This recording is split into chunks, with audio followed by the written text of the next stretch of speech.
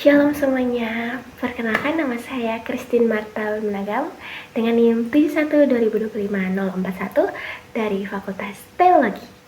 Di sini saya mau mengucapkan terima kasih kepada ibu yang masih memberikan kesempatan untuk saya yang belum presentasi di kelas dan akan presentasi menggunakan video seperti ini dan akan diupload di YouTube. Kemarin saya sudah mencoba membuat video dengan teman saya, tetapi karena ada sedikit masalah tentang ekspor video dan juga mengupload di YouTube, makanya saya mengetek lagi dan kali ini saya sendiri. Dan di sini saya menggunakan PPT, tapi PPT-nya di balik layar saja ya teman-teman. Jadi saya akan membahas bab 9, yaitu menulis karya ilmiah. Kita akan lanjut. Apa sih karya tulis ilmiah?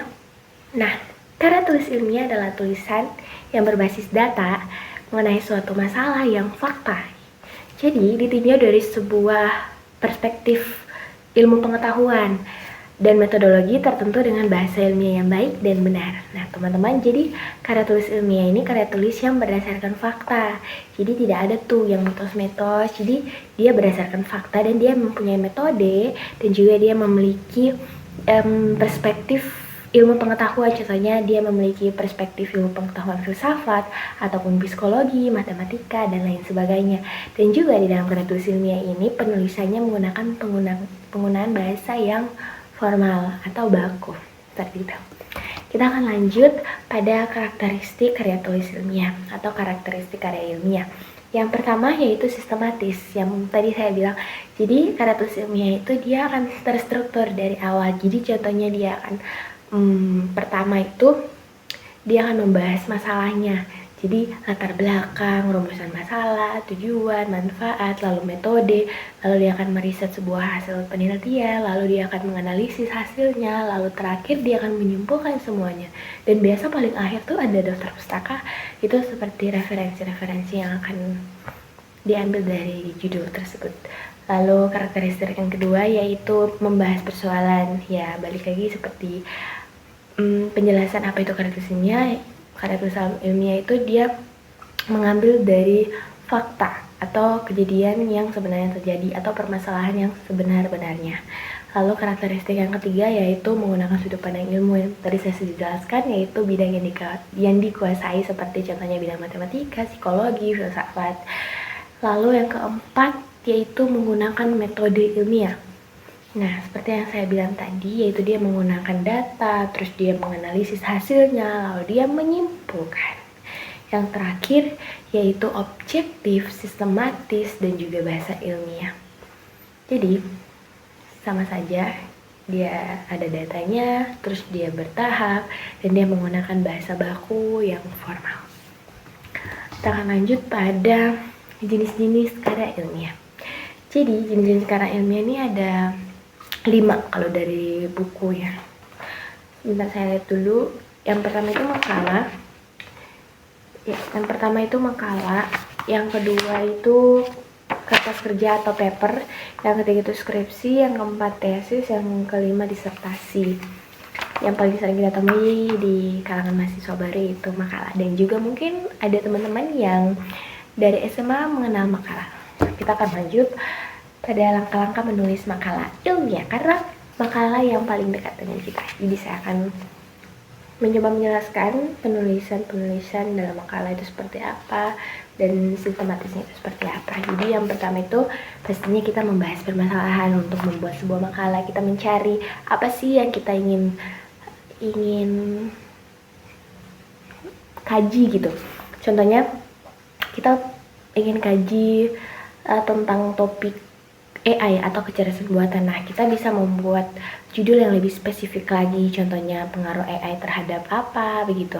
Nah, kita sudah tentuin permasalahannya, habis itu kita fokuskan masalah itu seperti kita membuat judul yang lebih spesifik, contohnya dia lebih spesifik ke arah anak remaja atau anak di usia 10-12.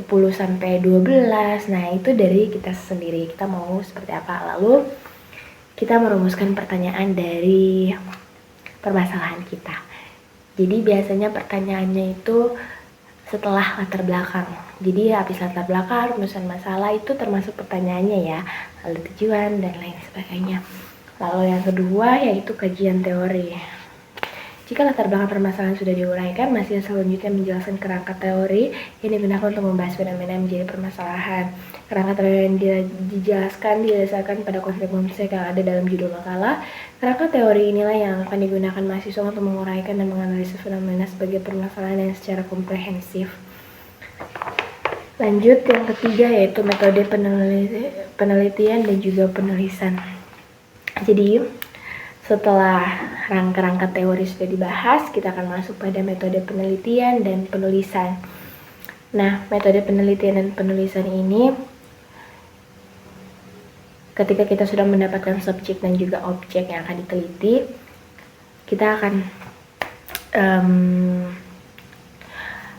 menentukan kita pakai metode apa.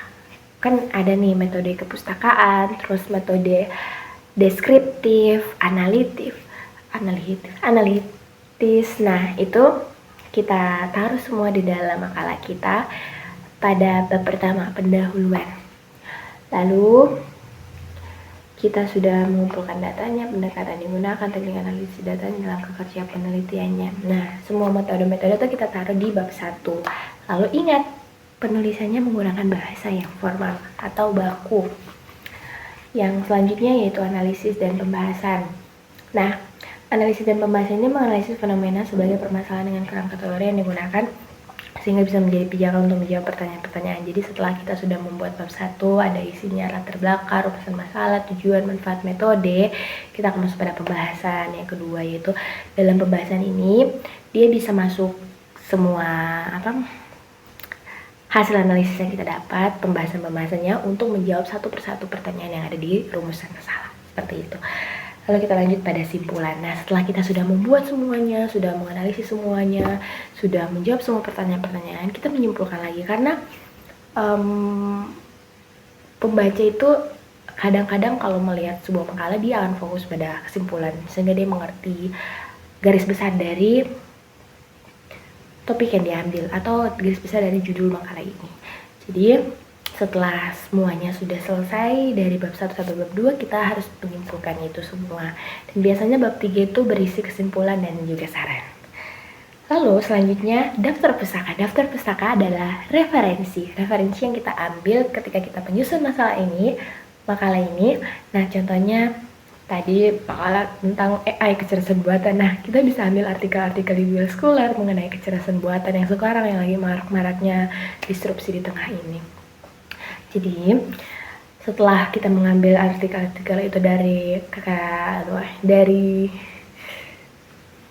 dari Google Scholar, kita kutip satu-satu atau kita taruh di bagian daftar pustaka. Nah, teman-teman, daftar pustaka itu dia berdasarkan abjad. Jadi dia dari A sampai Z. Jadi contohnya kalian mengambil kalian mengambil makalah dari Google Scholar atau artikel dari Google Scholar dengan penulis yang bernama dari B. Nah, berarti itu ditulis duluan dibanding E. Jadi tulis contohnya dari A, B, C. Tapi kalau nggak ada A juga nggak apa-apa. Tapi maksudnya dari abjad begitu tersusun. Lalu selanjutnya daftar pustaka itu dia ada beberapa macam. Jadi daftar pustaka itu ada style apa, terus ada penulisan yang dari UKSW juga ada. Jadi contohnya pada umumnya daftar pustaka itu menulis nama penulis kebalik. Jadi nama akhir lalu nama depan, setelah itu titik, biasanya tahun dulu. Tapi dalam penulisan panduan di UKSW itu yang saya ingat, jadi pertama nama penulis dulu, terus yang kedua topik atau judul buku, terus yang ketiga itu termasuk jurnal apa, lalu dilanjutkan dengan tahun biasanya. Tapi ada juga tahun yang setelah nama penulis. Lalu kalau kalian mau mengutip link juga bisa supaya lebih meyakinkan. Biasanya juga ada nomor dan juga volumenya. Setelah itu baru tahun. Kurang lebih seperti itu. Lalu kita lanjut pada penulisan dalam bahasa yang baik dan benar. Nah, seperti yang sudah saya jelaskan sebelumnya, bahwa dalam makalah ini kita harus memperhatikan sekali penulisan yang kita gunakan untuk menyusun sebuah makalah ini. Jadi untuk kita sebagai mahasiswa, kita harus memahami pentingnya kita fokus dalam menyusun makalah ini sehingga tidak ada typo-typo yang akan terjadi di dalam makalah tersebut dan tidak ada penggunaan bahasa-bahasa sembrono. Oke, mungkin itu saja sekian dari penjelasan saya. Kesimpulannya, dalam membuat karya tulis ilmiah dalam berupa makalah, karena saya fokusnya ke makalah, kita harus memperhatikan atau memfokuskan kepada satu topik, dan kita lebih spesifikkan lagi dengan membuat judul yang lebih menarik. Lalu kita merumuskan pertanyaan-pertanyaan dari masalah tersebut, lalu kita melihat tujuannya apa, lalu kita membuat metodenya apa, kita menggunakan metode studi kepustakaan atau analitis atau deskriptif, itu dari kita. Lalu kita pembahasnya, dalam bab 2 pembahasan ini dia berisi pembahasan-pembahasan untuk menjawab rumusan masalah yang tadi di bab 1. Lalu bab 3 biasanya berisi kesimpulan dan juga saran-saran untuk sekitar tentang judul ini. Lalu yang terakhir adalah daftar pustaka. Perhatikan baik-baik setiap penulisan dari daftar pustaka dan juga isinya. Sekian dari saya, Atta. Terima kasih karena sudah menonton dan shalom.